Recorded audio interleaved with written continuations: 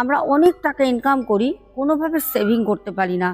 দেখো, প্রথম কথা হচ্ছে, রাহু যদি তোমার স্ট্রং থাকে তাহলে পারে তোমার অর্থর চিন্তা করতে হবে না। রাহু কিন্তু যে কোনো জাতক জাতিকাকে রাতারাতি ধনী করতে পারে, আবার রাতারাতি কিন্তু ভিখারিও করতে পারে। হ্যাঁ, তবে আমি তোমাদের যে টিপসটা দেব সেটা তোমরা করতেই পারো। তবে বলি, প্রথমে সেভ করে নাও, অবশ্যই আত্মীয় পরিজন প্রিয়জনকে শেয়ার করে দিও। তাহলে চলো আমরা কি করব এবার একটু জেনে নিই।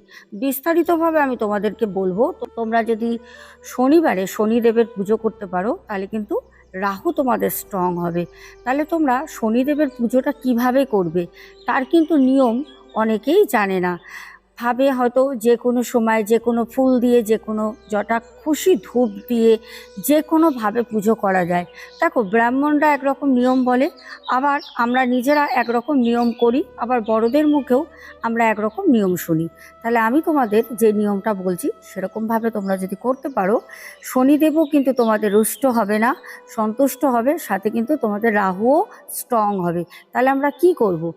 শনিবার দিন পুজো করবে, সেটা হচ্ছে বারের পুজো সন্ধ্যাবেলা করতে হয়। সূর্য যখন অস্ত যাবে তারপরেই কিন্তু শনিদেবের পুজো হয়।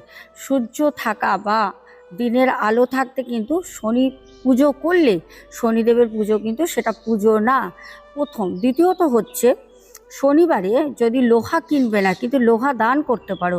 যদি কেউ লোহা না নিতে চায় তাহলে পরে তুমি লোহার কোনো জিনিস বা কোনো পাত্র সেটা মন্দিরে দান করতে পারো, অথবা তোমরা তিলের যে তেল হয় সেটা দিয়ে অবশ্যই শনিদেবের সামনে মন্দিরে কিন্তু ধরাতে পারো।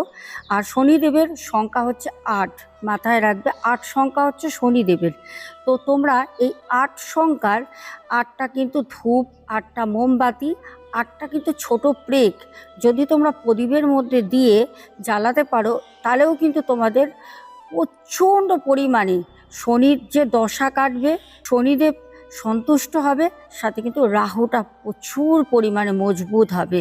তোমরা এই ক্রিয়াটা করো।